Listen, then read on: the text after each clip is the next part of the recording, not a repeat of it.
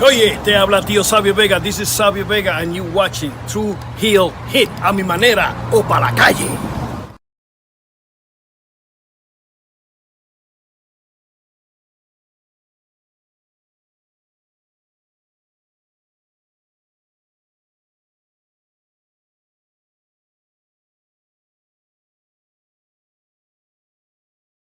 Hello everyone, it's a hardcore legend, Mick Foley, wishing a nice day to everyone there, right there, at True Heel Heat. Yeah!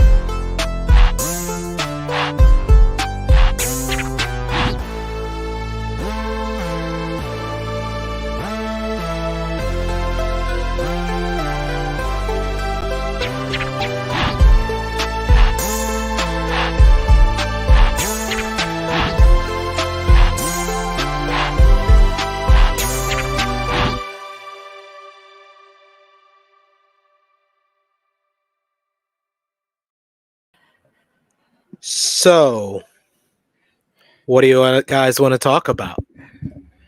Hello. We want Cody. It is We me. want Cody. Me, your True Heel Phenom SP3. We are live on the True Heel Heat YouTube, Facebook, and Twitter for Rated Raw Review, Episode 9. Hashtag We Want Cody. That is what the wrestling world is screaming. That is what my co-host, the ace in the face of the True Heel Heat YouTube channel, the man is here every Tuesday reviewing Monday Night Raw alongside me, the Puerto Rican nightmare, Romeo Anthony Cologne. Is it Thursday yet? This is the most anticipated press conference in the history of press conferences. I cannot wait for Thursday. Woo! It's either, man, something crazy gonna happen Thursday. Either way you look at it, one side of the spectrum or the other side, something's gonna go off on Thursday. It can't be status quo. It's gonna be. I think the surprise is gonna be when it's a normal ass press conference. That's gonna be the surprise for everybody. Like, oh shit, it's really Rock versus Roman. Or oh shit, or oh shit, they pivoted. Oh shit.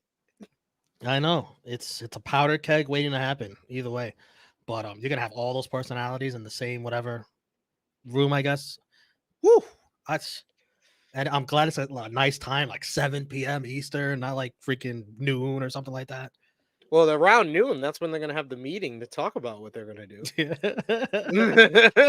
Well, guys, welcome everyone to Rated Raw Review, the place where we review Monday Night Raw every single week here on the True Heel Heat YouTube channel. Thank you all for joining us live. Thank you all if you're watching us on demand. Remember to show that appreciation, like we appreciate y'all for joining us. Show that appreciation back in the simplest way possible. Drop the thumbs up on the video. It helps us out so much, helps other people like yourself find these videos, other wrestling fans to find these videos. Another great way to do that is with a super chat donation. That is also important to what we do here. It gives back to the contributors that you see on screen with us here as well. And of course, you can also share it with all your wrestling fans, friends, and family. Hit the subscribe button, hit the bell to stay notified for all the great content yourself if you haven't already, and sound off in the live chat. We'll try to highlight as many of your comments as possible. But like I said before, super chat donations are also important because we are a self-funded channel. We always, give to you with our content or our opinions on all the great content that we're getting from the professional wrestling world. Your way of giving back is with a simple super chat donation because it goes a long way to what we do here. But we got in the chat here with us already our very own True Jaw Josh, who is on the hashtag We Want Cody campaign alongside Romeo. You guys are like papering the town and everything. Oh yes, we refuse to go to WrestleMania unless we get what we want. Look at that. Look at that. The refusal. We got Marcel in the chat who says, we want Cody. We got Guy Monet who says, hey guys, hashtag we want Cody. We got Power Driver Finisher who says, hashtag I want Bad Bunny. Ba ba ba ba ba Bunny. Baby. Yeah. I'm not singing that. We got Power Driver Finisher who follows up and says, WWE, get Bad Bunny versus Logan at Mania. I mean, the greatest celebrity match of all time. That needs to be in Puerto Rico. The battle for Puerto Rico. Yep. The annexation of That's Puerto Rico. We got Dolores who says, join THH Patreon, best money you will spend. That is a great way to support us as well. $3 a month gets you exclusive content, the True Hill Heat Prediction Championship, and more. We got Big Man Dogs who says, me and my friend Mark are going to stop watching with Rock Main Events Mania. That damn Mark. Nobody's going to stop watching. We got King Ellie Show who says, hashtag we want Hollywood Rock. No. This prime an opportunity as ever for corporate Rock. Corporate Rock. He is corporate. He's a suit now. He went from the corporate champion to the corporate board member. Mm-hmm. I'm here for it. I'm here for all of this. It'll kind of be a lot of fun. But to go around, where's Ricochet? I want to fire his candy ass.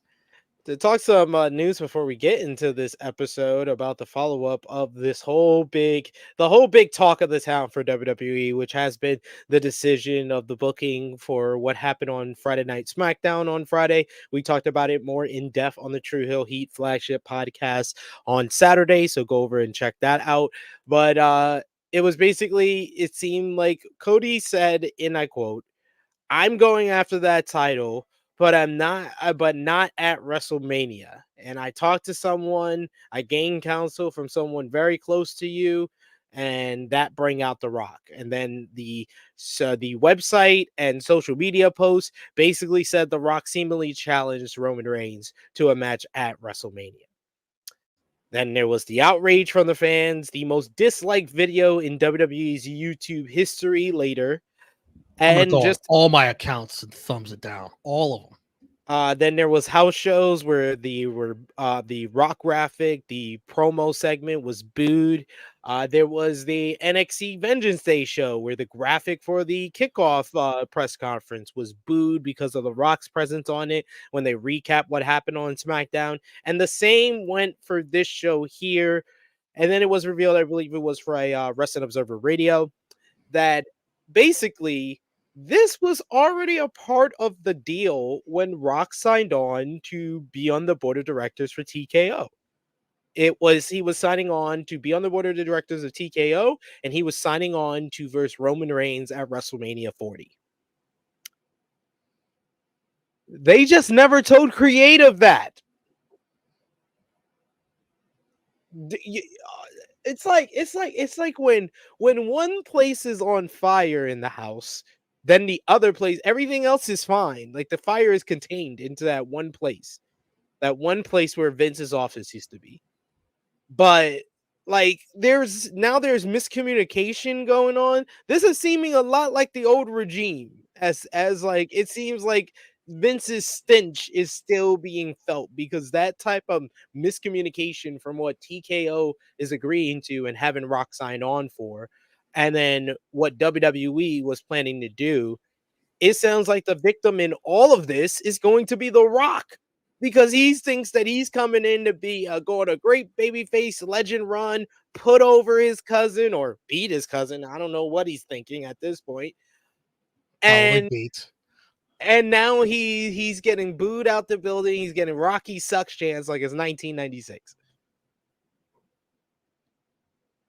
And don't forget, his daughter's getting death threats online. Yes. And he's getting threats. He's getting death threats as well. What are we doing with Ava? Will you stop, you idiots? God, you take one thing and you make it so stupid, over the top. What is wrong with you people? Yeah, I mean, what a mess. Who booked Yeah. this shit? What's by the up way- with y'all communication? Like, how did y'all not communicate that? Because the whole issue in this whole thing is Cody winning the Royal Rumble. How did he sign the deal to be on the board of directors on Tuesday, and that wasn't communicated to the creative by Saturday? Yeah, terrible.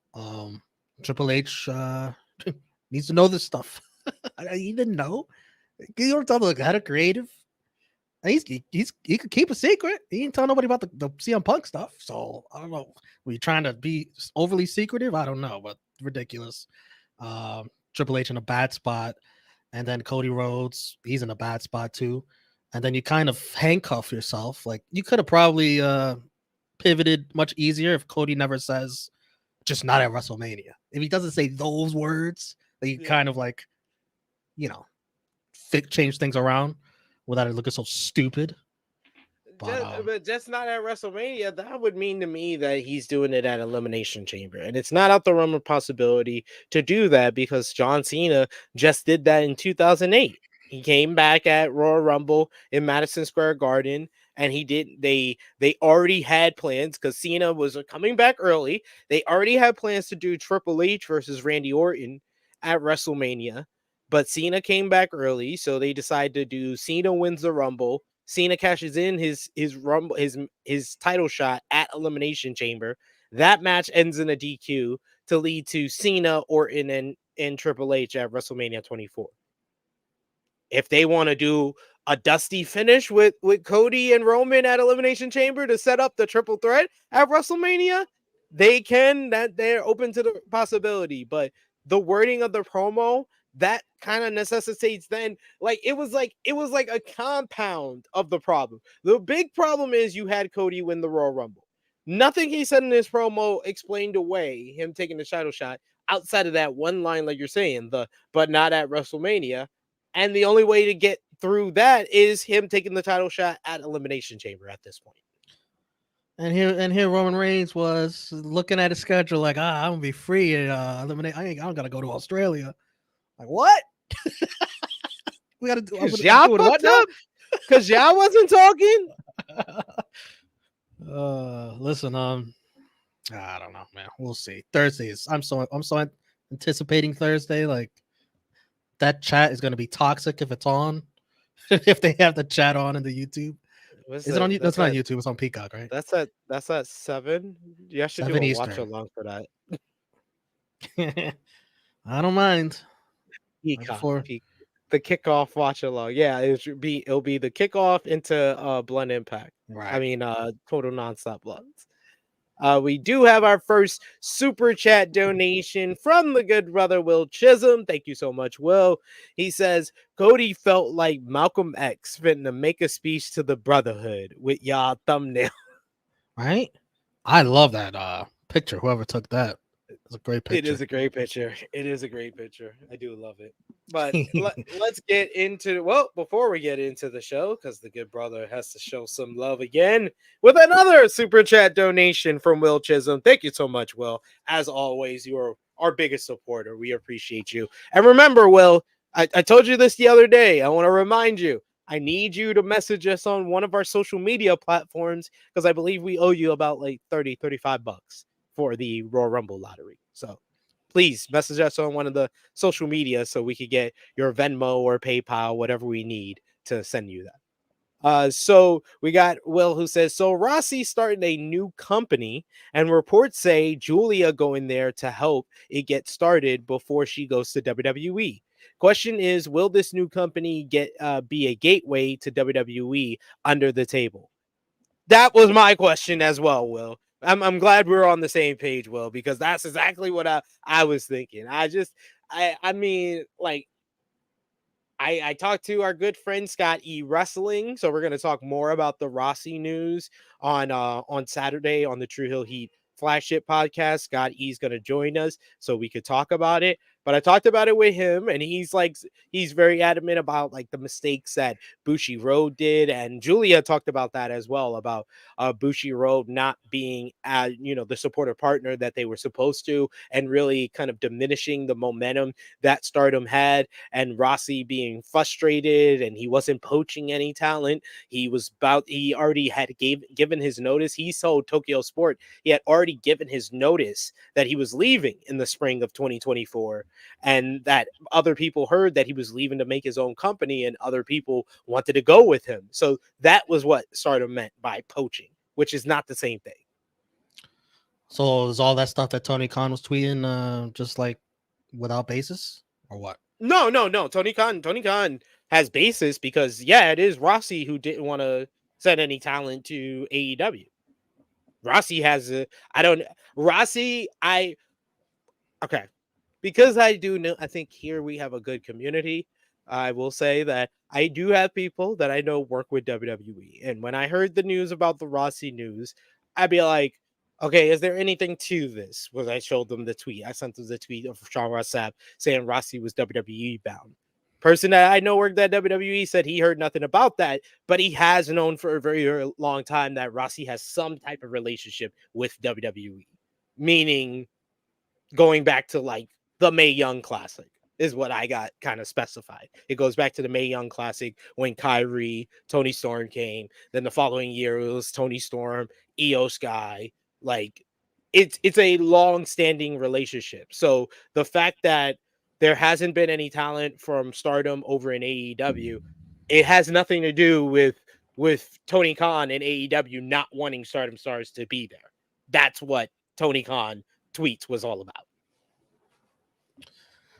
As regard to Will's super chats, I think eventually you're gonna see whatever this new company is. It'll probably be like I called Rossi because how it sounds to me, it sounds like Rossi is just this era's Japanese Paul Heyman.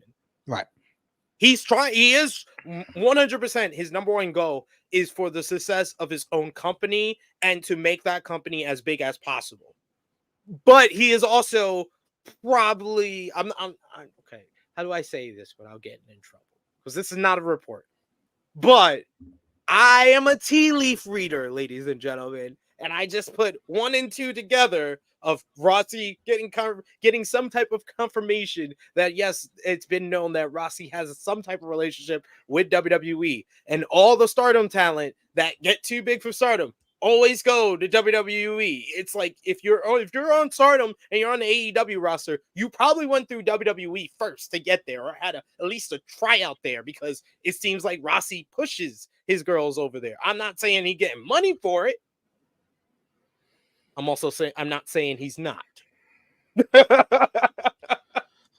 Kind of sucks. Julia won't be coming to WWE right away, but I think it says on her character that she's loyal to Rossi and she wants to help him, and I admire that kind of stuff. And I think she can work on her English while she's doing all this. This helps set her up for a better WWE run. That's why she's not going directly to WWE, because she wants to work on her English. Right.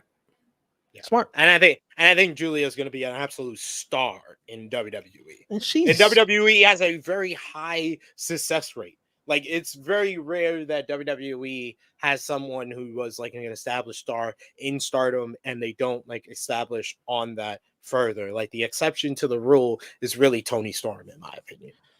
She's about to turn 30 years old, so that's Nothing in WWE years. Not at all.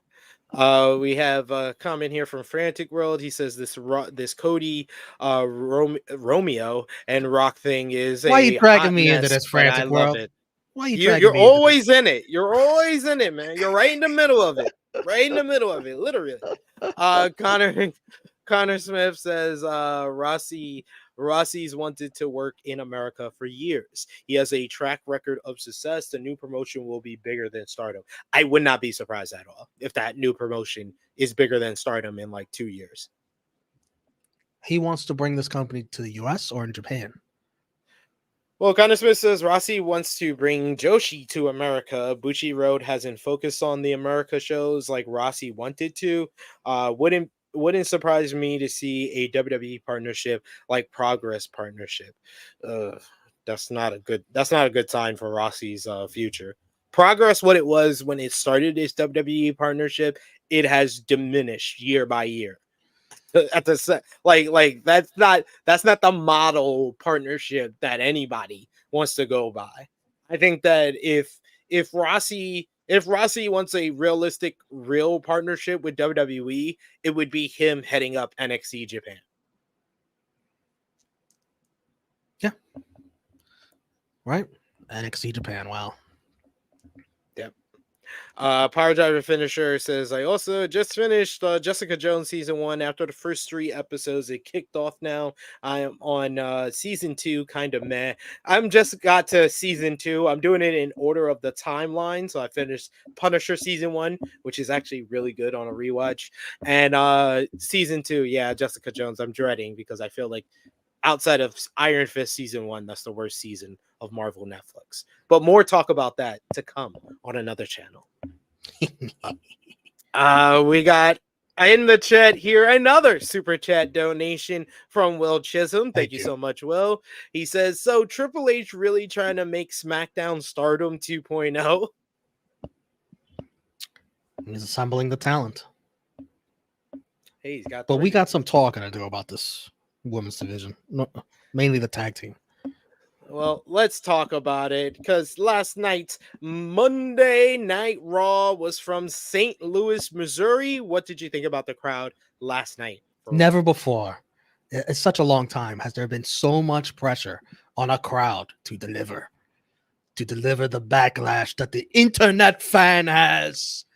You got to translate that into in person, the live experience, for it to really hit home with the suits. And from what I heard, they were a bit surprised by what they heard in the crowd last night. Yeah, by the first 30 minutes, right? That crowd died after the first hour. Yeah, we'll talk. And I'm not blaming them. Sometimes it's because of the show, and this show did not. This show had a couple of problems as far as pacing and structure, in my opinion. But let's get into it. It's the same problem every week. We'll talk about it. Yeah, let's talk about it as Monday Night Raw kicked off with the World Heavyweight Champion Seth freaking Rollins coming out after a recap of the Cody Rhodes, Rock, and Roman Reigns segment on SmackDown. He comes out to a big reaction, fans singing along to his song. Michael Cole notes that he is still not medically cleared to compete, but Rollins is in a good mood. He mentions what happened on SmackDown, and the fans start chanting for Cody Rhodes, and Rollins says, like everybody else, he wants to know what the hell is going on. So he calls for Cody Rhodes out here, and Cody Rhodes comes out to a huge ovation. The crowd have a whole bunch of "We Want Cody" signs. Cole mentions the online reaction since Friday. Pat McAfee, to kick off the show, said the WWE has been the talk of the world, and everybody is talking about the WWE, kind of referencing the online chatter, but not referencing it. They talk about "We Want Cody" trending online for the past 48 hours. Rhodes asks what they wanted to talk about when he gets into the ring, and he said, we hear there is actually Rocky sucks chants. Not overwhelmingly loud, but definitely you heard it, you noticed it. Seth Rollins referenced it and said that he didn't expect to hear that. Cole asks if it was 1996 again. Rollins understood what Rhodes was going through, but he needed an answer. Rollins called his belt the most prestigious belt in the industry, which he says he stands by, but it got boos from the live crowd. Rollins says that he needed the match against Rhodes as much as Rhodes did. And my immediate thought was, Rhodes doesn't need this match, sir. He's beaten you 3 times. Rollins wanted to know that he was better than he was the last time he wrestled Cody. And Rollins also wanted to know if he was the best, and he needed to test himself against the best, and that was Rhodes. Rollins says he's going to ask him again, will you fight Seth at WrestleMania, and the people overcome them with boos once again? This brings out everybody's favorite troll, Drew McIntyre. McIntyre comes out to the ring and he's wearing a hoodie, and I'm like, oh, he's got that new t-shirt under there. He's definitely got that new t-shirt under there. McIntyre wonders how they screwed everything up. He says he and Rollins were supposed to have a segment tonight setting up a title match at WrestleMania. McIntyre has sarcastically told Rhodes that he needed to finish his story. Go finish your story. McIntyre says that Cody can't let down his family, the fans, and he says that he doesn't want to be like everybody else and bringing him up, and he cares a lot about him, and he made me the champion in FCW, but you can't let down your father. Rollins told McIntyre not to be a prick, and Rollins also said that there was no reasons for McIntyre to think he'd be the challenger if Cody didn't accept, because he's already beaten him twice. McIntyre reminded Rollins how many times he lost to Cody. He's like, you're up here talking like... McIntyre says that nobody wanted to fight Roman Reigns anymore because we all knew the finish. His family would interfere to help him. McIntyre has been putting in the work. You saw what he did. You saw how CM Punk came into here and he took care of him. Well, let me take off my hoodie. He shows the shirt off.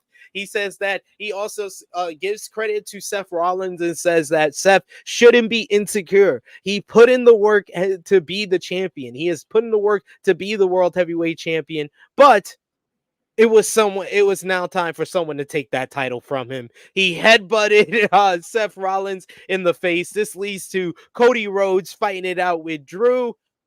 Drew runs off and bails as Cody and Seth stand guard in the ring. Solid segment in my regards, even though they were very coy and very deliberate more deliberate than coy, more deliberate in not letting Cody Rhodes say much here. We didn't get any answers in regards to who Cody Rhodes wants to face at WrestleMania. And for those of you that want Cody to get his title shot at Mania against Roman, that's good news. You'll take that. No answer is better than him saying, I choose Seth. That means that at least they're thinking about it. At least they haven't set it in stone yet, which you got to take that for what it was. So I was happy. But I really enjoyed this segment.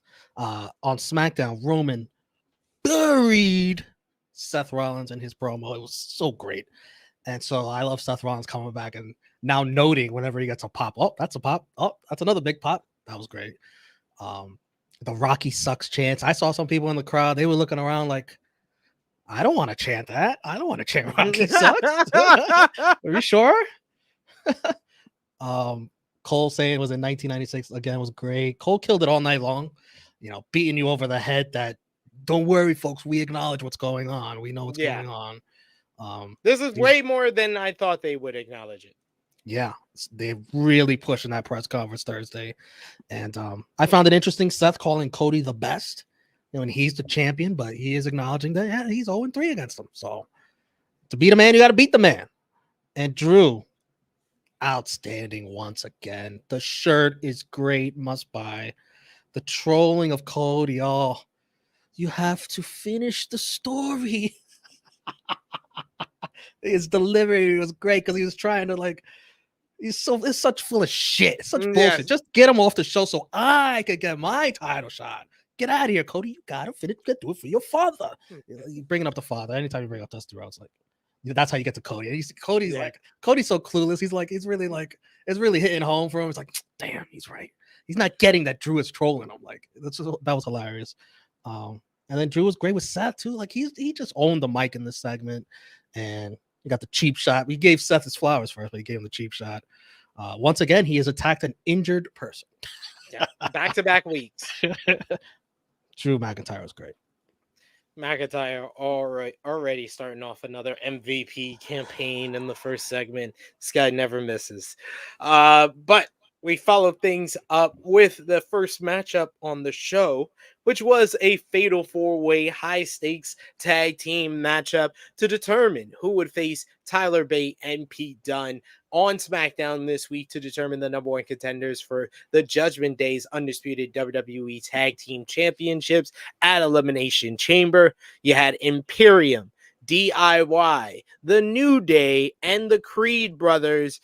This one was kind of nonstop action. It started at like a reasonable pace. You get the one-on-one in the ring, tags from different people from different teams at points. But then the high flying started going, and right after the commercial break, this really picked up. You get Woods with a hot tag. He runs wild. He runs into Gargano with the slingshot spear. DIY hit dives on the Creed brothers before Gargano hit Imperium with suicide dives. Julius wipes out a bunch of guys with a flip dive, and then Ciampa ends the whole dive campaign with a big air raid crash on top of the pile, which led into our second commercial break. We come back from commercial break, we get one of the worst Tower of Doom spots ever because, man, whoever, I think it was Kaiser or Vinci, they loudly counted 1, 2, 3, and I was just, you killed it. You killed it, bro. You killed it. Damn. But still, the match still picked up from there. You get Brutus with a big moonsault on Kaiser, but the cover is broken up. Everybody's trading moves. You get Kingston hitting a damn Fame Master in the middle of this. Brutus locks on the ankle lock, and then it's time for Julius to just stand out. He just starts hitting suplexes. Belly to belly suplex here. Northern Lights suplex here. He grabs up Ciampa. He then grabs up Xavier Woods. Does a double Northern Lights suplex. Does the kip up every single time. Oh my God. Julius like Creed. A baby. Look at him. Julius Creed is an absolute beast. We get the Brutus brawl onto the outside after the ankle lock is broken up. We get, it looks like we're going to get the Creed brothers for the win as they hit the Brutus brawl, the Avalanche Brutus brawl on Vinci, but DIY breaks up the cover. They take care of the Creeds, and then they hit meet in the middle on Vinci to get the 1, 2, 3. DIY picking up the win in this fatal four-way. A super fun match, just nonstop action. Everyone in this shined and looked good. Continued the rivalry between the New Day and Imperium. Gave Creed brothers an out for losing, and then DIY picking back some momentum after losing against the Judgment Day last week. Nothing too wrong with this matchup outside of that Tower of Doom spot, like I mentioned earlier, and the fact that Gargano forgot that Ciampa was the legal man at the end. That was funny. Ciampa's like, get the hell out of here. Got the pin. What a matchup. Creed Bros shine for sure. The air raid was awesome by Ciampa. Great action. And now we got DIY versus Bate and Dunne, which Cole accidentally called him Butch. It's like, gotta get used to it. Gotta get used to it again, Cole. Who do you think wins? I'm gonna go with British Strong Style. That's tough. DIY just got the shot. So British Strong Style. I'm gonna go with them as well. Yeah. And I think British Strong Style versus Judgment Day, that should be great. That should be a great match. You figure they'd be more over just because England's closer. That's true. We got in the chat here Aubrey who says Damian stupidest Money in the Bank winner. Why did he not cashing in on the injured Rollins? Rollins not medically cleared, so he can't cash in. Yeah, don't take it out on Priest. That's the logic I'm willing to go with. But they have not mentioned. It makes I wish they would mention that though, to explain that away. Safet says if Cody finishes the story at WrestleMania, that means Hulk Hogan title reign remains still on. Yeah, I'm willing to sacrifice Cody not finishing the story. I want to erase Hulk Hogan from the record books. I'm sorry, folks. We also got in the chat He's still gonna be Romeo's there. niece. Hello, Aliana. But Hulk Hogan's still gonna be there. His name's just gonna be a little lower. Like it doesn't make any sense. You can't erase him. Bump down. As long as you bump, as long as someone can eclipse him, you can erase him. You can basically erase him. That's what they did. That's what they did in baseball with Barry Bonds and Mark McGwire. What they should do is put a freaking asterisk next to their names, but that's a whole nother discussion. Oh, You can acknowledge the history while also making mention of, hey, these guys, just so you know. But then you gotta go asterisk throughout everything. Then we gotta go asterisk for shortened seasons. We gotta go asterisks for that 99 Spurs championship. Yep, asterisk. Sorry, guys. Like the 2012 Miami Heat championship, asterisk. Sorry, guys. You could do a lot of asterisks for a lot of things. Not the bubble though. The bubble counts. Sorry, guys. No, sorry. That's the biggest asterisk of them all. The bubble counts. The bubble counts. Don't give LeBron 2 asterisk championships. Senior Nerd says, want to come in to laugh about Camille going to WWE and his AEW bound instead. Triple H, congratulations. You just lost another one. Yo, if this happens, I am sorry. Like, I put this out on Twitter and I will say it here to you. We really got to start having a conversation about Triple H not being a good negotiator because this is all on him. He's the head of talent relations. I don't know if they're lowballing a lot of these superstars, but it sounds like they're going to have Julia, at least, sooner or later. But it's not like she had a choice. Like they tried to. That's how you know the report that AEW wasn't interested in Julia. That came from WWE. That had to come from WWE. They weren't interested in it. They don't see the talent that's here. That's why she's not going. No, she's not going there because Rossi been pushing all these people to go to y'all. Apparently, Rossi had something. The other rumor that was said is that Rossi had something to do with Kyrie returning to WWE last year. I could see that, of course. No, given the relationship, but also for Kyrie, it's like Triple H is in charge. I know he likes me. I mean, he's always liked me. I mean, you see who his teacher is. Anyway. We have another super chat donation from the great Will Chisholm. Thank you so much, Will. He says, love to see TNA Kurt Angle versus Julius Creed. And yes, Kurt must be high for the match. That's his best work. Yes, Perk Angle, the best Kurt Angle. Perk Angle. It's like Kurt Angle went into a lab and created the Creed brothers. But like you didn't experience Perk Angle in real time, did you? I've only seen highlights and clips, and that shit was something. Jesus. Guy's doing flips off the freaking stage. Flips off the cage. The moonsault cage that he used to do that like once in a blue in WWE, and he did it like once a year during his period. Craziness. He used to be a staple of Lockdown. The myth and legend. We got Power Driver Finisher says, the guy is showing they can take him or leave him. I can do with new faces in WWE, but I feel they can do without. But either the product's going to still be mediocre or par at best. I wouldn't go that far with your final comment at all. No. But what I will say is that maybe it is a testament to maybe them being like what I said when he was making all the re-signs when he first got into power in 2022. I was like, Triple H did a lot better with the people that were already here than he did with anybody that he re-signed.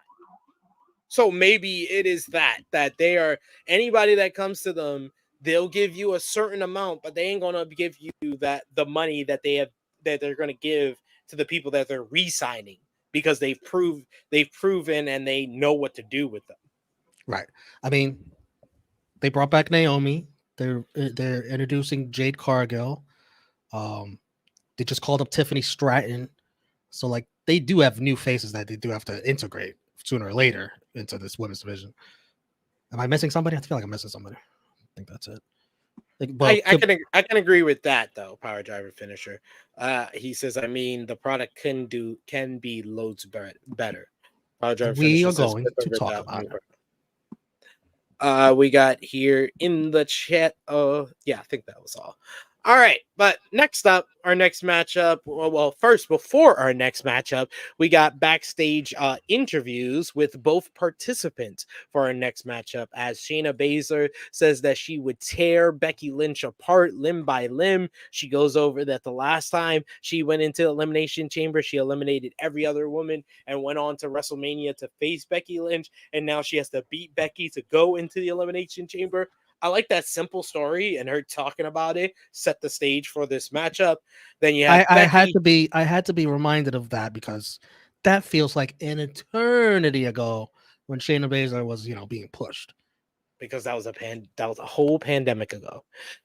Becky says that she would beat Shayna Baszler tonight because her future was on the line.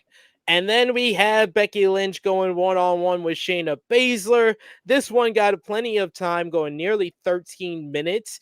I just felt like the fans were very much into Becky Lynch when she came out, but kind of sat on their hands for much of this matchup.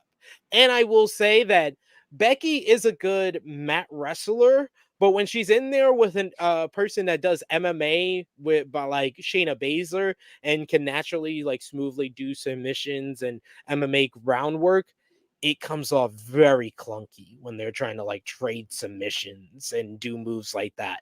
So a lot of this did come off clunky, but I thought the closing stretch of the matchup was the most solid. Both women trading slaps to one another until Baszler tries for the Kurafina clutch. They trade counters until Becky hits a manhandle slam for the pinfall win. The crowd very much liked Becky Lynch, like I said before, so they cheered the finish here, but they were relatively quiet for much of this matchup. And we did see Zoe Stark and Liv Morgan watching this match from backstage. Overall, I would say this was decent. What did you say? I agree with you. Decent. I agree with you when you talk about something seemed off with Becky. Sometimes you just have off nights, I guess. We don't really see that too much from Becky. But, there wasn't much drama for this because Shayna's not beating Becky Lynch to go to the chamber. Becky's going to the chamber. And I was, like a lot of people, was kind of surprised to hear that Becky's never been in a chamber match. So welcome to the chamber. Absolutely. I was not surprised because I thought about it. I instantly thought about it when she was in this matchup. I was like, yeah, Becky's never been in a chamber match. That's crazy, but yeah. Cole says that Lynch would be in her first chamber matchup after the matchup. So nice little nice little thing to get off her bucket list. Or your niece is letting you know that she's going to the airport. All right. Have a safe flight, Ellie. There you go. We appreciate you joining us, Ellie. We got also in the chat. Yes, Safet, I 100% agree. That manhandle slam was weak. It was like she barely got her up off her feet and then dropped her. Something was off with Becky. Yeah, it wasn't the best night for her. Queen Monet also mentioning that. Kathy Kelly is now on Monday Night Raw. She interviewed Liv Morgan next. Morgan says that she had almost a year taken from her, and it's all because of one person. That was a very long time, and Morgan said next week would be about her revenge on Rhea Ripley. Liv Morgan goes one-on-one with Zoe Stark in a Elimination Chamber qualifying matchup. I will say, I am on the fence as far as the Elimination Chamber graphics because they had the whole LED boards on the side as well as the big screen with the Elimination Chamber graphic. So, like, if I had just turned on the show, I would have thought that they were showing the Elimination Chamber pay-per-view. What do you think about Liv's? I hope they don't do that next week. I'm hoping. What do you think about Liv's promo? I thought Liv was good here. She was convincing, and she does have a strong story to go after Rhea Ripley at WrestleMania. So I think that if it comes down to her and Becky as the final two in Elimination Chamber, there might be some good crowd reaction to that, in that people would want Liv to, get the win to versus Rhea. And of course, Becky Lynch is one of the most popular female stars ever in WWE history. It's an interesting spot for Liv because she's a babyface. But Rhea right now, in this moment in time, is coming off like a babyface with the program she's in. But here's Liv like talking about, I need this revenge. It's very interesting. But no, Rhea's not coming off as a babyface. She's definitely coming off as a tweener. Right, but like the fans can get behind Rhea is what I mean. Yeah, but that's what a tweener is supposed to be here for. It's supposed to be that she can seemingly go through a whole big feud with a monster heel and then turn around and she could verse the underdog babyface the next month. That's why it's great to have a tweener as a champion. Mm-hmm. Especially a tweener who's arguably a top 3, top 4 most over star in the company. They showed highlights in a clip of Shinsuke Nakamura spraying mist in Cody's eyes at the house show over the weekend. And of course, that is tonight on the night's main event, Bullrope Match, the American Nightmare Cody Rhodes versus Shinsuke Nakamura. That's fucking stupid. I'm sorry. He beat him twice. This shit should have been over. Oh, you want to talk about it now? Let's talk about it now. I was gonna save this for later, but we can talk about the match when we talk about the match, but the decision, the idea, do the match. Yeah, I want to talk about the idea. They showed the clip, so we can talk about it now. Don't you find it a bit fishy that this Nakamura feud sprung up again out of thin air when we thought it was over? And Nakamura's in the main event, and he's probably he's in the main event with probably the one of, or maybe the hottest name right now in all of wrestling. And then they set up probably a tag team match main event for next week. Probably. Who knows? You think that this is one last attempt at maybe convincing some Japanese talent free agent out there? Hey, look at we got Nakamura in a top main event program with the hottest babyface in wrestling. This could be you. I think it's very fishy. I think it's one last Hail Mary for Okada. I think if it is, it's a piss poor excuse for one, because he just lost again. Like, you guys don't understand. Like, people in Japan, regardless of how Shinsuke Nakamura feels about something, Shinsuke Nakamura has always been kind of an aloof type of person. But there are people in Japan that very much care about wins and losses, and know how that looks, and know how that is very important to the presentation. And it would say a lot if Shinsuke Nakamura got one win over someone that mattered, but he's gotten 0. So I don't think the Shinsuke Nakamura quote-unquote push is having the effect that they think it is on Okada. We have Nakamura in this big main event spot, and Okada, you could come in at WrestleMania and you can beat him too. Because everybody beats Nakamura. Jesus Christ. What a sell. What a fucking sell. I'm sorry. We'll see if it works. Oh God, it's awful. Backstage, we see Adam Pearce admonishing Drew McIntyre for attacking CM Punk last week and Rollins tonight. He finds Drew, and it seems like Pearce had more to say, but Rhea Ripley's music starts playing, and she comes down to the ring. Rhea enters the ring, and McIntyre calls her a real leader before Pearce leaves the office. Ripley was pissed because she didn't care about Elimination Chamber, didn't care about Becky Lynch qualifying, because she wanted Nia Jax right now so she could rip her bloody head off. Pearce marched out to the ring, and he said that this was not the time. Pearce booked Rhea Ripley for a title match against Nia Jax at Elimination Chamber. The crowd booed, but Rhea Ripley was very happy with this news. Pearce then asked her to leave, but then the music of Nia Jax played, and the irresistible force came down to the ring. Pierce tries to get in front of her, but she just pushes him out of the way. She starts brawling with Rhea Ripley. They run into this brawl, even runs into Adam Pierce at one point. Security and officials come down to the ring to separate the two women, but that gives Jax the opportunity to lay Rhea Ripley out, deliver the Annihilator, and once again stand tall against the WWE Women's World Champion. This has been one of the most effective Nia Jax feuds ever. This was great. The intensity was off the charts from Rhea Ripley. Rough day at the office for Adam Pierce, having to deal with Drew attacking injured people week after week. Then Rhea comes back. He gets fucking clocked. That one security guard got backhanded by Nia Jax. Oh, it looked great. Yeah, they're picking up the intensity with this. Nia was great too, and Rhea's gonna be so over in Perth. That's gonna be fun to see for this match. Well, we got I'm objective, balanced, and on the ball. What a name! Great name. He says, I wouldn't say Cody was the biggest so-called babyface in wrestling because he's not over with the wrestling audience. He's over with the WWE audience, and Punk is more over. I objectively and on the ball disagree. I also disagree. I don't think Punk is more over than Cody right now. Cody is just, I mean, you got AEW fans who are appalled by this. They want to see Cody finish the story too. Come on, man. Yeah, AEW fans hate Punk. They don't hate Cody. Yeah.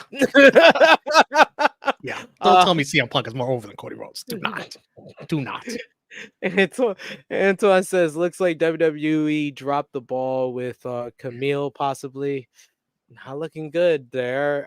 That would be, man, that would really that would shut me up in a lot of regards to Tony Khan picking people up, because I told him, I was like, if Tony Khan's gonna get any free agents, it needed to be in the women's division. And in 1 year he would pick up Deonna Purrazzo, Camille, and Mercedes Moné after picking up Mariah May and Megan Bayne from Stardom. I think whatever I read, I don't know. I've read it. I glanced over it real quick, but it said something about Camille like wanting to pursue acting on the side too, and that AEW gives her the best chance to do that. I think that's what I read. Yeah, it gives her the best opportunity to do her acting as well as working in the ring. WWE was not going to give her that. You're working. Well, objectively balanced and on the ball, coming back at you, Romeo. It says, so why did Punk post Raw ratings 500K? And why hasn't Cody over in AEW? Well, I mean, Cody did in WWE, though. When he came back to WWE, the ratings boosted up. Why are we talking about Cody in AEW? Have you checked social media lately to see what's trending worldwide #1 this past weekend? Have you seen? It wasn't "We miss Punk." It was "We want Cody." Have you seen? Cody was over in AEW. They just wanted him to turn heel, which don't get me started on that bullshit. Stop. Piss me off so much. Oh, we got Queen Bonet says, I'm loving this Rhea Nia feud. The reaction in Australia for both of them will be crazy. I agree. The main event potential. If it's not one of the chambers, or Cody versus Roman, it should be Rhea versus Nia. Should be fun, and that crowd should wake me up at about what in the morning? 4 in the morning, 5 in the morning, 6 5 in the morning. I think it's gonna start. Yeah. Frantic World says, we want Cody to finish his story, but Triple H keeps messing with him. Don't blame this on Triple H. Frantic World. You're gonna give The Rock a pass for this? This is above Triple H. They didn't even tell Triple H. You got to blame The Rock here, right, SP3? Come on.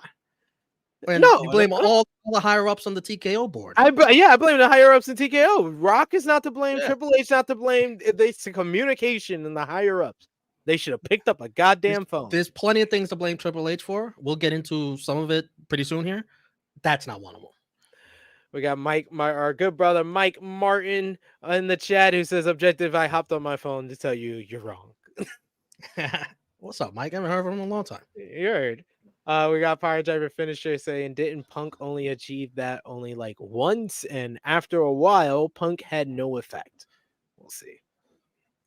Well, we'll see. We'll see if Punk has more effect. He said, "Oh, we'll Chat talk is about spicy what he." today. I know. I had a chance coming hard in the paint. We want Shut Cody up the taking. tank. Yeah. Let's get it to everybody.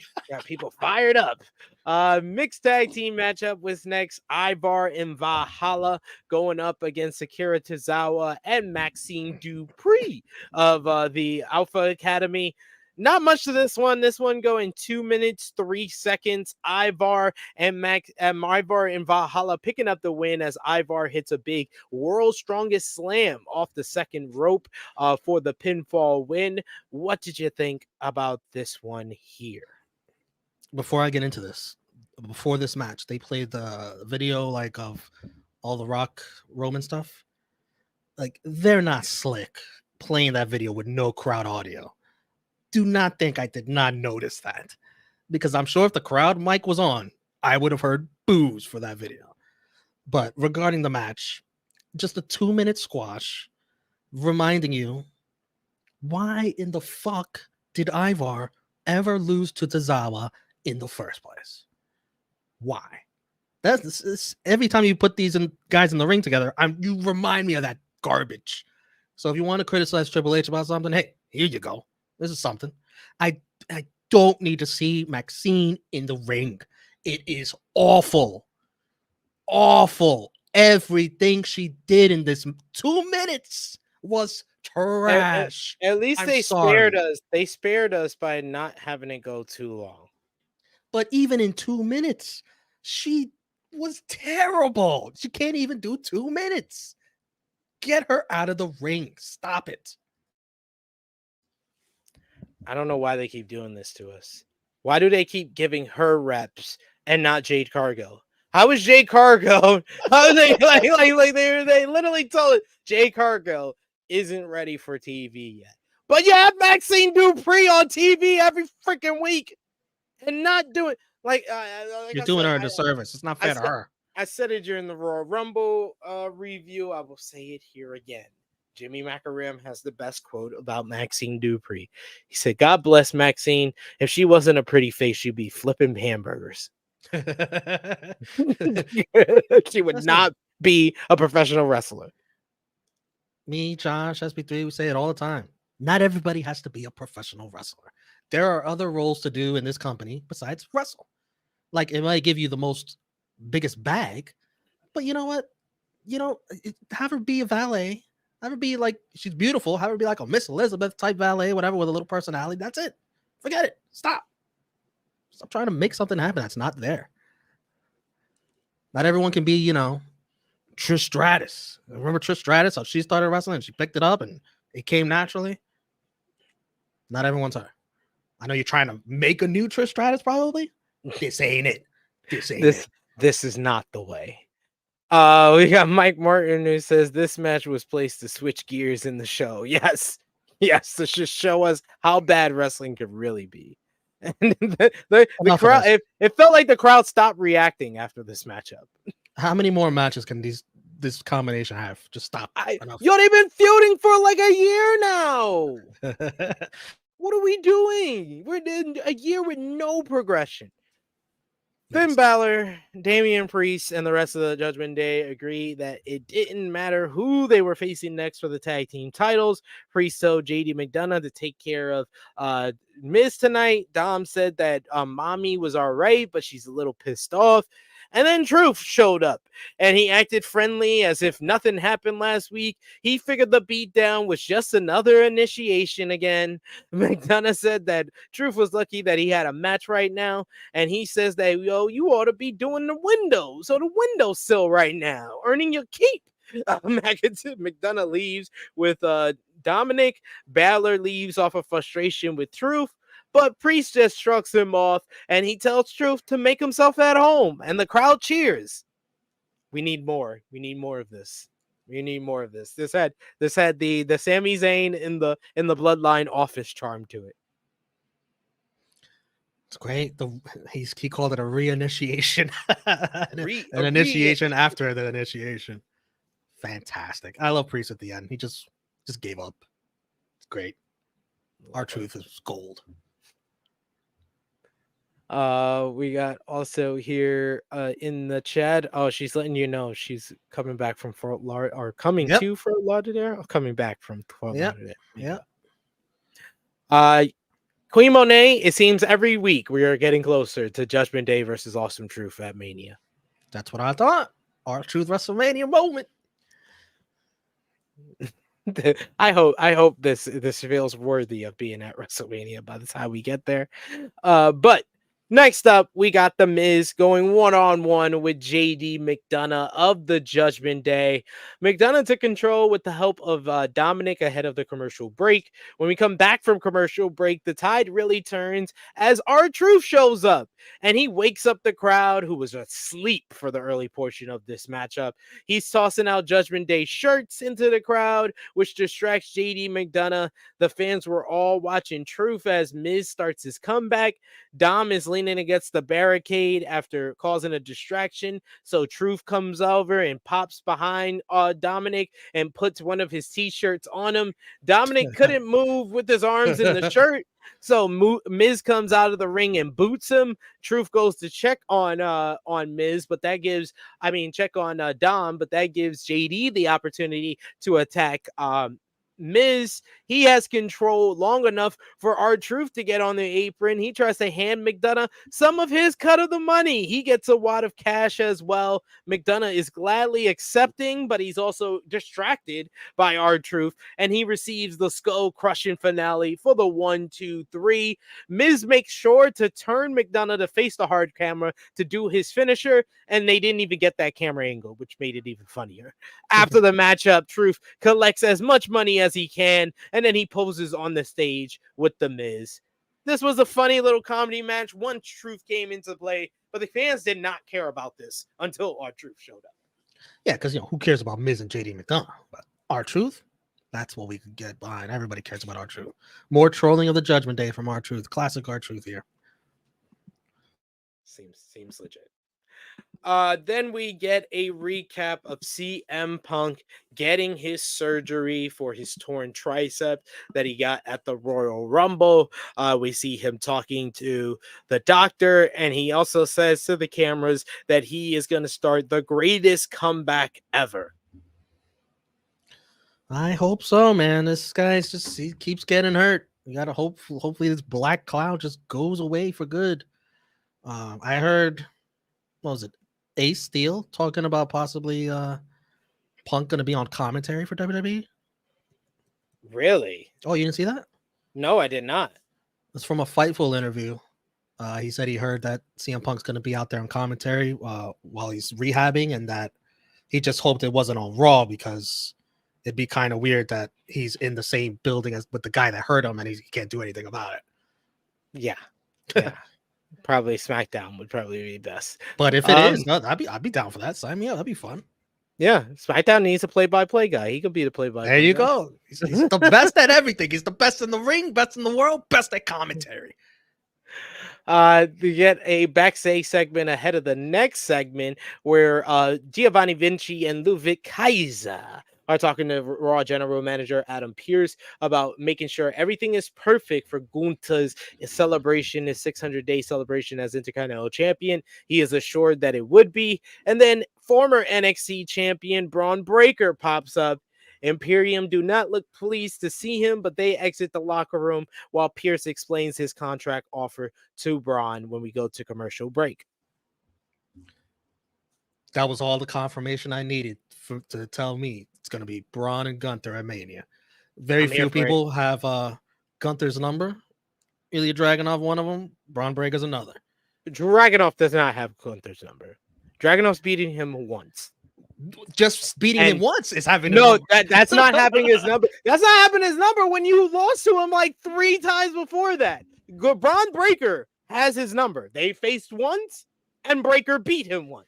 Okay, that's having the number. It's just a very small list of people that have beaten him. Yeah. But yeah, Breaker is the only person that I can say has a legitimate argument to say that he has Gunther's number.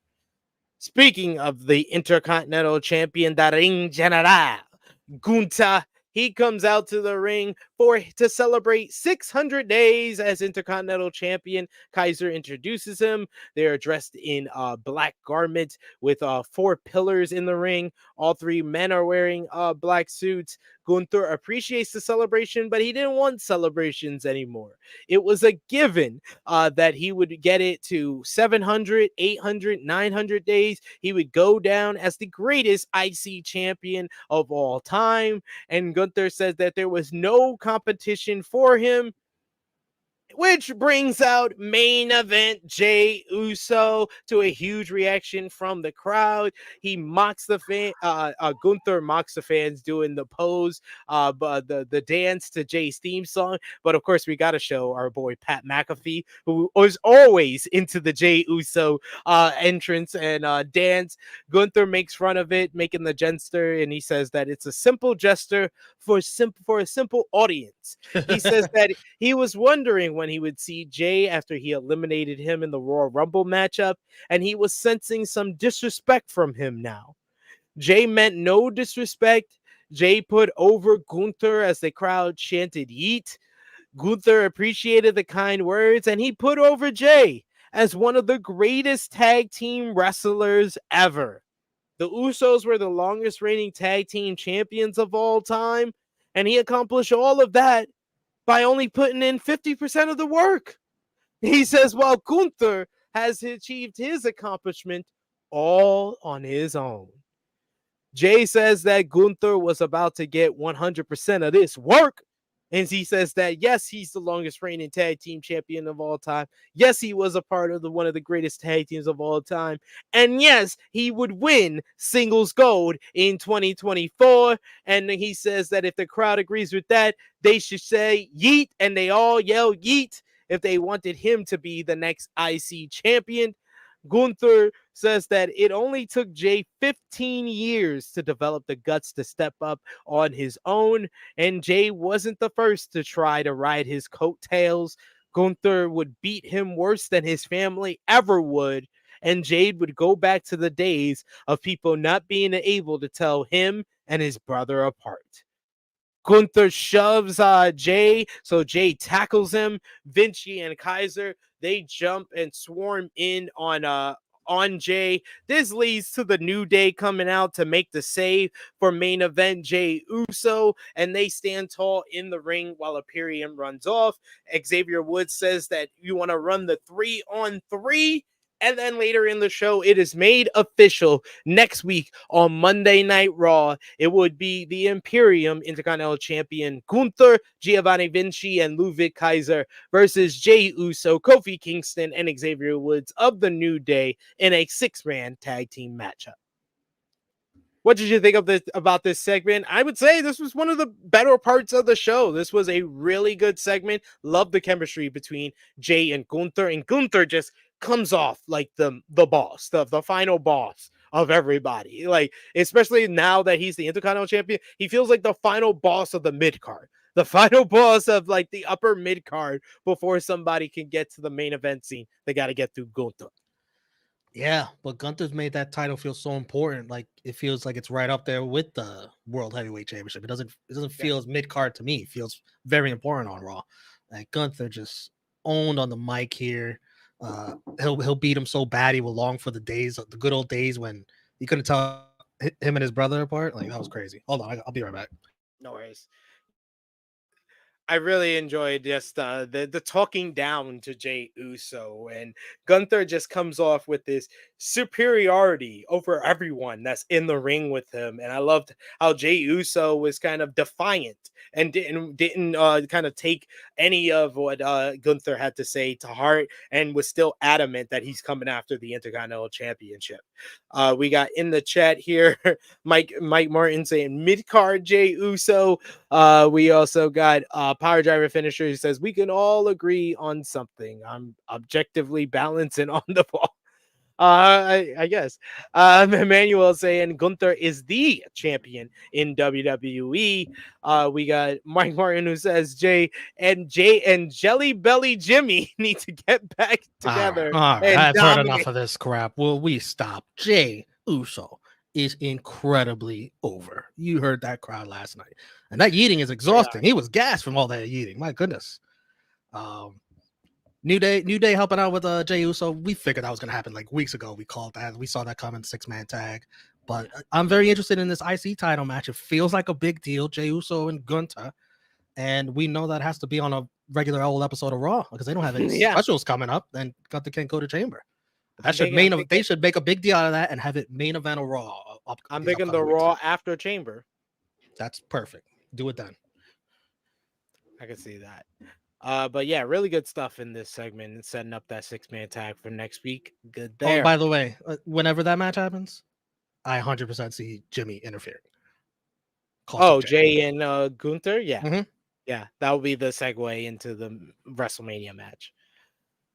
Next we get Shinsuke Nakamura with another promo where he says that everybody says that we want Cody. Well, he would beat Rhodes in a matchup that his family made famous. It was he says that that everybody's been chanting, we want Cody. Well, I want Cody. And he says that he will finish his story like he said before, but it's hard to give a fuck about what Shinsuke Nakamura has to say because he's lost to Cody 2 fucking times before this. Come on down, Okada. You could beat Shinsuke too at WrestleMania, the showcase. I cannot wait for Mercedes and Okada to debut in AEW so y'all can shut up about this shit, WWE fans. You got Mercedes. Can't wait. It's gonna be great. It's gonna be Mercedes. Great. WWE Mercedes gets and Okada. No, you got Julia. Oh, Julia's on hold. You got Julia. You're fine. She's on later. Next we get highlights and a clip of this is where they did the WrestleMania commercial and Cody pointing out the sign in the face-off with The Rock and Roman and talk about the press conference. And Pat McAfee says it's going to be big news coming up on Thursday for the press conference. He says that you don't want to miss it. You guys don't know what's going on. Our guy Graham Matthews, that was his article right there for Bleacher Report. Yeah. And he made note of how they deliberately left out the part where he wrote, it was very polarizing. It's right there. It's like when you put that graphic back up, it was right there in like the first paragraph and they blurred it out. Just so you know. It was talking about all the controversy. They were like, oh, it's just a Rock Roman showdown. That's it. Nothing else happened. That's all they care about. Big response. Not big negative response, but big response. But next up we get WWE Women's Tag Team Championships on the line. Kabuki Warriors versus Kaden Carter and Katana Chance. This one here, a rematch from the title defense where Kaden and Katana lost the titles, but this one didn't. It got, I think, pretty much the same amount of time, just a little bit less. It going to less than 10 minutes. I like the emphasis with the tag teams, watching backstage, showing us the division. And I'm sorry, I looked at this division. I'm like, a whole bunch of girls that aren't over. Oh, great. But Asuka and Kairi continue to look good as a duo here. Kaden and Katana know how to bring the energy to their matchup, but there was absolutely nothing any of these ladies could do to get this crowd involved in this matchup. This was dead silence, and luckily we're mercifully finished 9 minutes 50 seconds with the Kabuki Warriors getting the win with the insane elbow reverse DDT combination to retain, and Kairi doing a little Kyle O'Reilly impersonation after the matchup. Romeo, any thoughts on this one? Quiet crowd. Again, the finisher is beautiful, and then it's just crickets. The women's tag division needs a storyline. It can't just be all matches and then rematches and then just, oh, you lost, you won, here, let's have a match. The audience needs to care about these characters, which they do not care at all. And that's why all these matches, mostly the tag matches, sometimes the singles matches, is just the crowd like they're at a funeral. Yeah, it's a huge problem for WWE right now. It's the women's tag division and a little bit of the singles division when they have matches that don't involve like the champs. I told you, I said this months ago, Romeo, and no one has like said, oh no, this person's over. No, it's really these people. It's Rhea, Becky, Damage Control as an act, now Bailey on her own, Bianca, and like on the active roster, like we know what roster they're on. That's it. Those are all the ladies that are over. That's it. And when those are the only people that are over, and you have 20 more ladies on the roster, that's an issue. They need stories. And I don't know, vignettes, something. Get people interested in these characters. We shall see.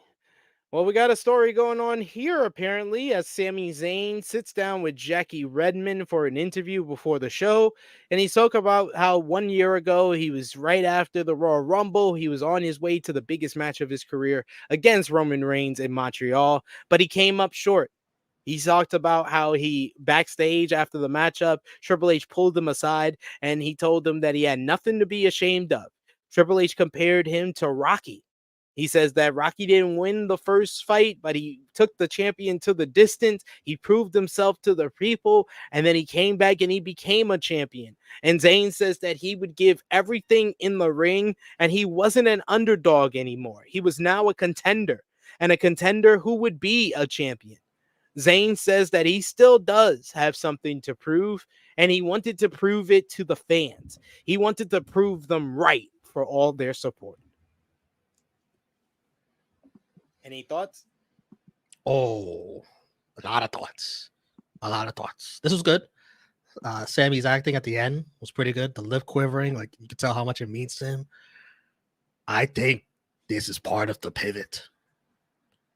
Sami Zayn might find himself in a have a world championship match lined up at Mania. He might be in that direction. I don't think that Rocky reference was thrown in there for nothing to be cute. Even mind Rocky with all Philadelphia stuff.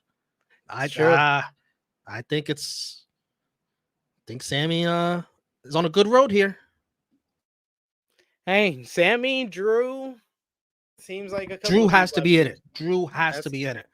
Has positioned himself for this multi-man World Heavyweight Championship matchup of some kind. That might be wild. We might be getting 2 multi-man World Championship matches at Mania. Thursday is so interesting. They might have a gun to their head, like, you better give us multi-man matches. We got another super chat donation from the guy, the one, the only, Will Chisholm. Thank you so much, Will.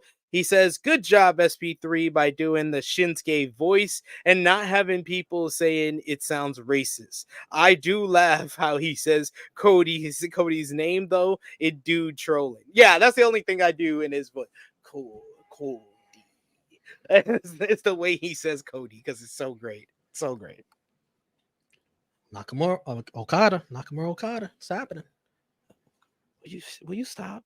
Will you have a seat? Stop. This is what they think. No, it's not. No, it's not. You're just making stuff up. We have another super chat donation. A little fishy, man. Nakamura in the main event again with Cody Rhodes. Why? We have another super chat donation from the one and only Will Chisholm. Thank you so much, Will. He says, I bet Triple H didn't talk about Rocky with Punk. No, because CM Punk will be like, never seen it. And who hasn't seen Rocky?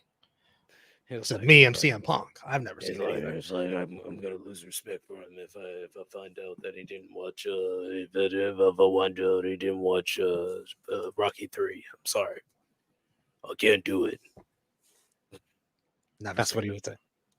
Oh God, you need to watch movies, sir. They go over the lineup for next week. Gunther and Imperium versus Jey Uso and New Day. Liv Morgan versus Zoe Stark, Elimination Chamber qualifier. And JD McDonough going one-on-one with R-Truth. Rematch. We're seeing a lot of rematch lately. But speaking of which, our main event time. It is Cody Rhodes going one-on-one with Shinsuke Nakamura. Oh, come on. Who's the one guy with the Cody upside down side? What are we doing? One job. in a bull rope match. I like Michael Cole noting that this is the same bull rope that Dusty Rhodes, Cody's father, used in his legendary bull rope match with superstar Billy Graham. Pretty cool. And this match wasn't as good as that.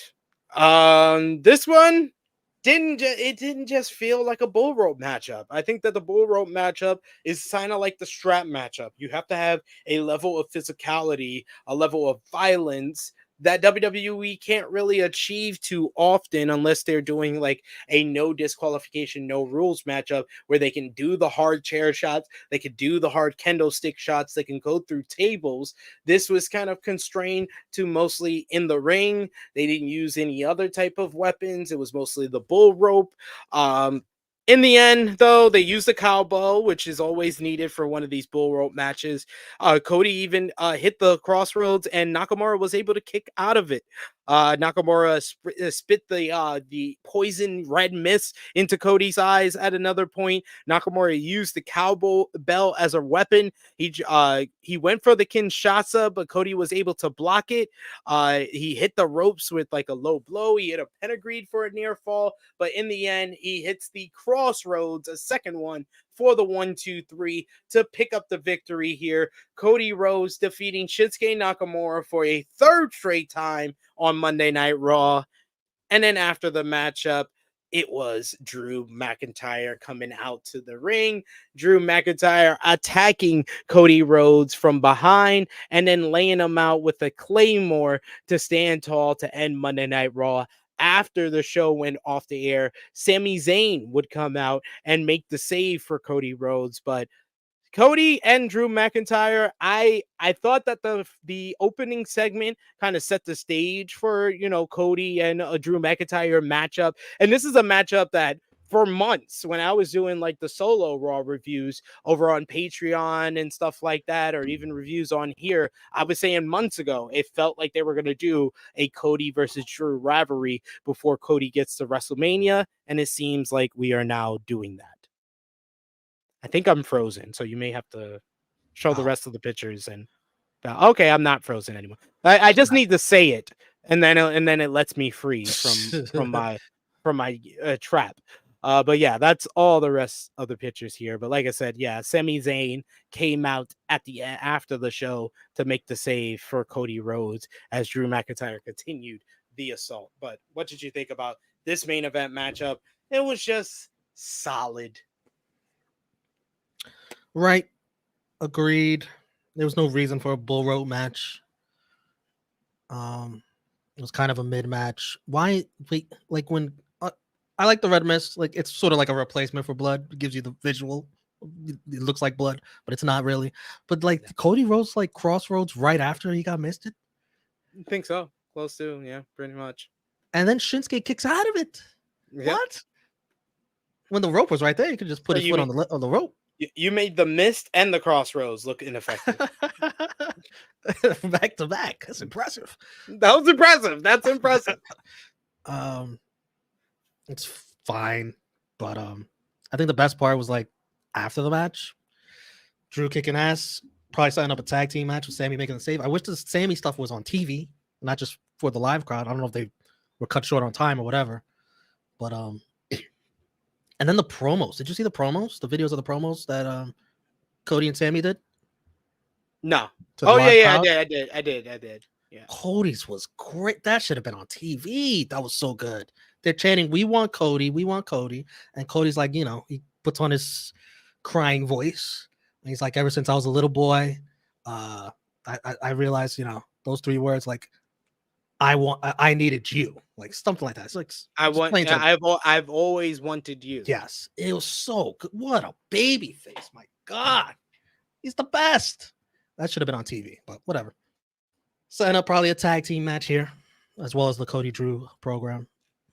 Yeah, to kill time, I guess. While Rock I could definitely see Nakamura feuding with Sammy. You gotta do a lot of stalling from now till Mania. Still 2 months away.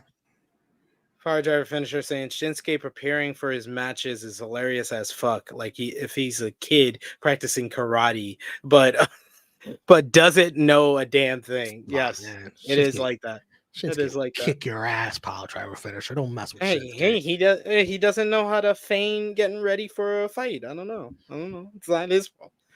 But yes, let us know in the live chat. Final call for super chat donations, as well as let us know your match of the night. MVP, LVP, out of 10. What did you give the show? Thumbs up, thumbs down, thumbs in the middle as well for me and Romeo for the February 5th, 2024 edition of Monday Night Raw in 3, 2, 1.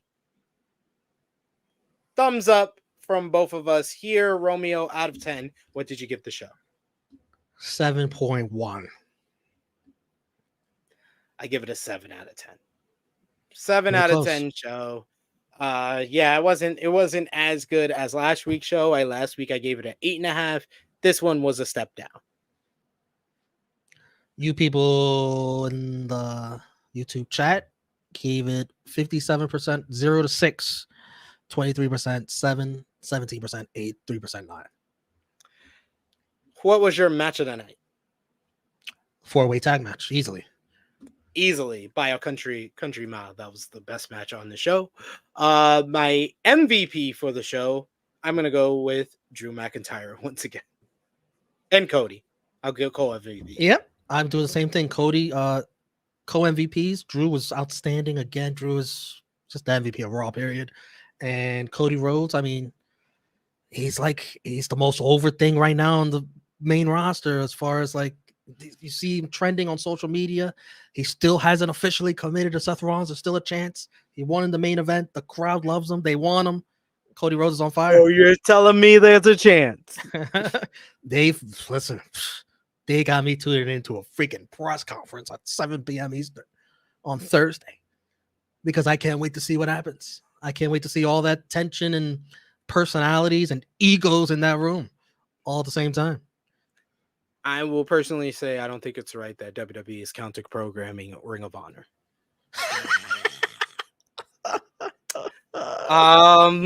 But yes, what was your LVP for the show? Tozawa and Maxine. Stop. Enough Of Maxine. Maxine is by like relative ease the worst in-ring performer on a mainstream wrestling promotion right now. I can't think of anyone worse. If anyone knows someone, please nominate them. Absolutely. But yes, that is all. Even in NXT. With yeah, NXT with some great. Well, I had to watch that OTM family matchup. Way better. Those two are way better. Way better than anything Maxine has done. And Maxine didn't even have a fucking match in NXT. How did she get through? They are obsessed with her. They must think she's so smoking hot. She's okay. Like she's a beautiful woman. She's not even the hottest girl they have. She's a beautiful woman, but she's not like they think she's like what Sable, like Trish. Like I don't know. They think she's Kelly. They think that they could teach her how to wrestle, and she could be the next Kelly. And Kelly, you know, not the best, but she was passable.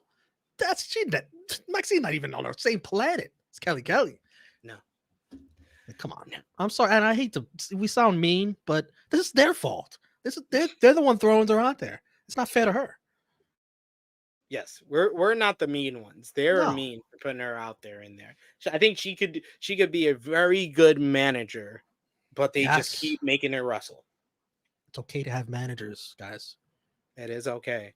She knows how to talk. She looks good. She works with Alpha Academy. She has good chemistry with everyone in that team. She could just be a manager, guys. It's totally fine. Like Lana was a great valet. And then they tried to make her a wrestler. Yes, and that's what ended her all run. Like, come on. It's like y'all don't even learn from your own mistakes. Jesus. All right. That is all for us today, Romeo. We want to let the people know where they could follow you on social media and when you'll be back on the channel here. For Romeo Anthony, all forms of social media. And I don't know. Is there any wrestling this weekend? No, right? We got the New Japan show on Sunday. Is that Okada's last match? Well, no, it's one of the last 3 shows he's doing. But this is the Tanahashi matchup. It's Tanahashi and Okada, Bryan and DSJ, and the steel cage matchup. Tanahashi-san right before Shinsuke. Beautiful. Okada taking on one executive. Maybe he could take on another one in The Rock eventually later on. No, it's like he'll work another executive, Kenny Omega. Absolutely. You can follow me on social media at True Heel SP3. Follow the gang, Facebook, Twitter, Instagram, TikTok at True Heel Heat, patreon.com/True Heel Heat, True Heels Sports. We are so close, guys. We're like 6 subscribers away from 500 subscribers over there. So go over there and subscribe if you haven't already. We got daily recaps of the NBA. We're going to have more content starting with our big Super Bowl surprise that we got for something big for the channel coming up. So check that out as well.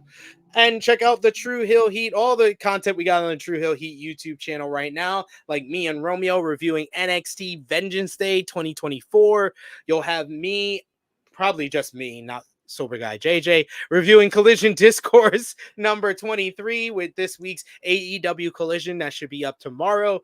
We'll also got True Heel Heat 262 from this past weekend with me, Chrissy Love, Top Guy JJ, talking about the huge Rock, Cody, Roman stuff, the Vince McMahon under federal investigation, CM Punk injury. And of course, we'll be back on Saturday, 11:05 a.m. Eastern Time with this week's Flash Hit podcast. I'll be back on Thursday with AE Ramble, special time 12:05 p.m. Eastern Time, because I'll be over at Fightful Overbooked right before 3 p.m. for the trade deadline special of FMC. And then I'll be back here on Friday with our New Beginning in Osaka preview as well. But me and Romeo will be back with you next Tuesday. For Romeo, it is me, your True Heel Phenom SP3. This has been Rated Raw Review number 9. We want Cody. We are signing off until next time, y'all. Peace.